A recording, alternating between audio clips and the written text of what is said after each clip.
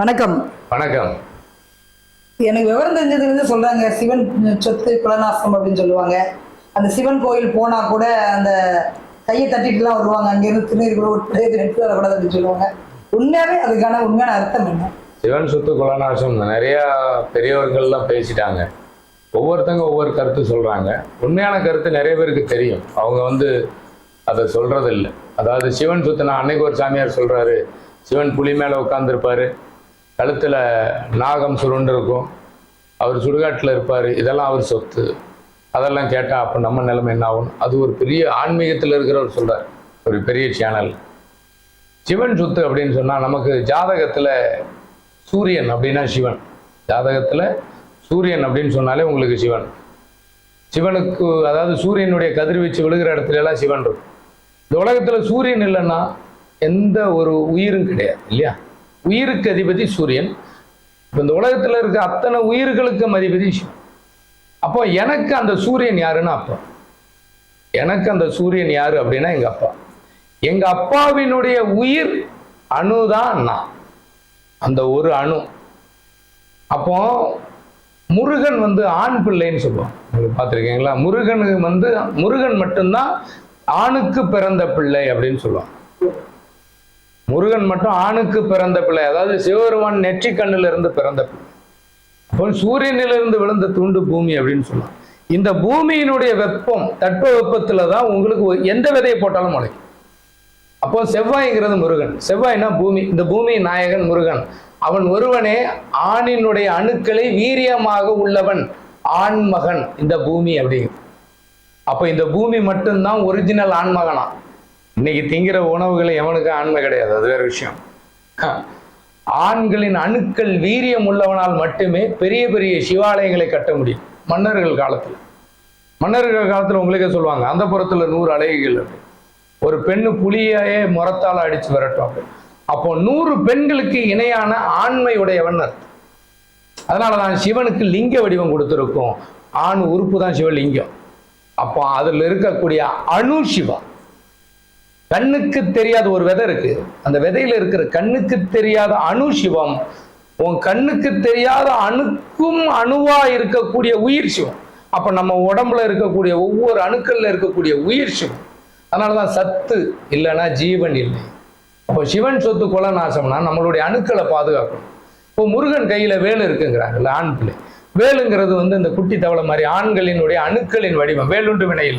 அப்போ நம்ம அணுக்களை எந்த அளவுக்கு வீரியமா பார்த்துக்கிறோமோ அந்த அளவுக்கு அடுத்த தலைமுறை இருக்குங்கிறான். இப்ப எங்க அப்பா ஒரு ஆண்மகனுக்கு ஆண்மை இல்லை, இல்ல ஒரு ஆண்மகனுக்கு உயிரணுக்கள் இல்லை, உயிரணுக்களின் வீரியம் கம்மியா இருக்கு, இல்ல அந்த காரகத்துவத்தினுடைய தன்மை இல்லைங்கும் போதே அடுத்த தலைமுறை இல்லை. சிவன் சொத்து உன் குலம் நாசம் அப்படின்னா நம்மளுடைய அணுக்களினுடைய தன்மை குறைய குறைய அடுத்த தலைமுறை இருக்காது. அதனாலதான் சிவனுக்கு லிங்க வடிவத்தை கொடுத்துருப்பாங்க. சிவன் சொத்துங்கிறது உயிர் அணுக்கள் நம்மளுடைய, அதனாலதான் சிவனுக்கு லிங்க வடிவம். அப்போ நம்ம பாதுகாக்க வேண்டியது நம்மளுடைய அணுக்கள். விதை உள்ள பொருள், ஒரு விதை இருக்கு, அது உள்ள இப்போ ஒரு நல்ல விதையை நம்ம மண்ணுல போடுறோம், பாறையில போட்டா முளைக்கும், அதுக்கு தகுந்த மகசூல். நல்ல இடத்துல போட்டா அதுக்கு தகுந்த மகசூல். அப்போ மண்ணுங்கிறது யாரு? செவ்வாய். அப்போ இந்த பூமி தான் ஒரிஜினல் ஆண்மகன்ங்கிற. நீ கொண்டு போய் அதை பாறையில போடும்போது அதுக்கு தகுந்த மாதிரி தான். அப்போ நாம விதை இல்லாத பொருள் அப்படின்னா சிவம் இல்லாத பொருள். இந்த கலியுகத்துல அத்தனையும் ஹைபிரிட்டுங்கிற சிவம் இல்லாத பொருள். நீங்க கலியுகத்துல சிவனை கொன்னுகிட்டு இருக்கீங்க. சிவனை கொல்லும் மக்கள் சிவன் கோயிலுக்கு கூட்டம் கூட்டமா போவீங்க. சிவன்கிறது கடைசியில நீங்க சொல்ற விபூதியை கூட எடுத்துட்டு வரக்கூடாது, அவர் சுடுகாட்டுல இருப்பாருன்னா, இந்த உடலுக்குத்தான் அந்த உயிர் அணுக்கள் தேவை. இந்த உடலினுடைய உடல்ல இருக்கக்கூடிய அணுக்கள் வீரியம் இல்லைன்னா இந்த உயிர் காற்றில் கலக்கும், அதனுடைய தன்மை தெரியாது. பெரிய பெரிய சிவாலயங்கள்ல எல்லாம் பெரிய பெரிய சித்தர்கள் ஜீவ சமாதிக்கு மேல கோயில் கட்டியிருப்பாங்க. சில கோயில்கள்ல சித்தர் ஜீவ சமாதி இருக்கும். ஜீவன் உள்ள இடத்திலேயே சிவன் வாழ்வாருங்கிறான். பழைய காலத்து கோயில் எல்லாம் பார்த்தீங்கன்னா லிங்கத்தில் எப்போவுமே ஒரு நீர் சொட்டு விழுந்துகிட்டே இருக்கிற மாதிரி இருக்கும், இல்லை அருவிகள் விழுந்துகிட்டே இருக்கும். அப்போ நம்மளுடைய அந்த அதுல எப்பவுமே ஹீட் அதிகமா இருக்கும், அதை குளுமைப்படுத்திக்கிட்டே இரு அப்படிங்கிறான். இந்த சனி பகவானுக்கும் சூரியனுக்கும் ஆகாது. அப்போ உங்களுக்கு சனி அப்படின்னா பாரு, சனின்னா 8ஆம் இடத்துக்கு அதிபதினா ஆண் உறுப்பையும் 8ஆம் இடம், பெண் உறுப்பு அந்தரங்க உறுப்பு. அப்போ உங்களுக்கு வந்து அங்கே சூரியன் அப்படிங்கிறது ஹீட்டு, அப்போ சனிங்கிறது பாறை. நீ அங்க போய் மலையில போய் நின்ன அப்படின்னா உன்னுடைய உறுப்பு அந்த அளவுக்கு நம்ம உடம்பு ஹீட் இருக்கு. இப்போ சனி செவ்வாய் சேர்க்க உள்ளவனுக்கு அவன் பாடி அவ்வளவு ஹீட் இருக்கும். அவ்வளவு சூடு இருக்கிற இடத்துல ஒரு செடியோ கொடியோ முளைக்காது, பாறையில முளைக்குமா? அப்ப நம்ம உயிர் அணுக்கள் உற்பத்தி இருக்காதுங்கிறான். அதனாலதான் சூரியன் சனி சேர்க்க இருக்கிறவனுக்கு குழந்தை பிரச்சனை, குழந்தை சம்பந்தப்பட்ட பிரச்சனை, குடும்பத்துல விரிசல், அவனுக்கு அந்த குழந்தையை வளர்க்க முடியாத பிரச்சனை, இது எல்லாத்தையும் கொடுக்கறது அதனுடைய. அப்ப உன் உடம்ப வந்து இப்போ நல்லதும் கெட்டதும் கலந்து, இப்போ வெள்ளை அணுக்கள் சிவப்பு அணுக்கள் உடம்புல இருக்குன்னா ரெண்டுமே ஓரளவுக்கு பேலன்ஸபிளா இருந்தா மட்டும்தான். அப்போ அந்த பேலன்ஸுங்கிற அந்த ஹீட்டை குறைக்கிறதுக்கு அதுக்கு தகுந்த உணவு எடுக்கிறது இல்லை. நம்ம என்ன பண்ணுவோம்னா ஏற்கனவே அங்கே பத்திக்கிட்டு எரியும், இன்னொரு கோயிலில் போய் விளக்கேற்றுவோம், இன்னும் எரிய. சிவன் சொத்து குலநாசம்னா நம்மளுடைய வம்சம் வாழையடி வாழையா தலைக்கணும். அப்போ அந்த வாழையில இருக்கக்கூடிய குளிர்ச்சி, அப்போ அதை நம்ம வந்து அதீதமாக எடுக்கணும். கோ சனி பூ சனி, உணவு பொருளை திங்கிற பொருளை ரோட்ல போட்டு உடைக்கிற சமூகம் நம் தமிழ்நாட்டு மக்களை தவிர வேற எந்த நாட்டிலையும் இந்த கேவலம் நடக்காது. உலகில் நம்பர் 1 உலகத்தரமான வெண்பூசணிக்காக தான் இந்த உலக மக்களையே அடுத்து வரக்கூடிய பேராபத்துல இருந்து காப்பாற்ற போகுது. அந்த வெண்பூசணிக்காவை சாப்பிட்டா பூ சனி ஓ சனி நம்ம உடம்புல இருக்க ஹீட்டை தணிக்கக்கூடிய ஒரே ஒரு பொருள் அது. அப்போ சிவன் சொத்து குலநாசம் என்பது உயிரணுக்கள். அப்போ கோயில்ல இருந்து எதையும் எடுத்துட்டு வரக்கூடாது, தட்டக்கூடாது, அப்படிலாம் கிடையாது. அப்படி பார்த்தீங்கன்னா நீ சட்டை பேண்டெல்லாம் கலத்தி போட்டு தான் வரும்.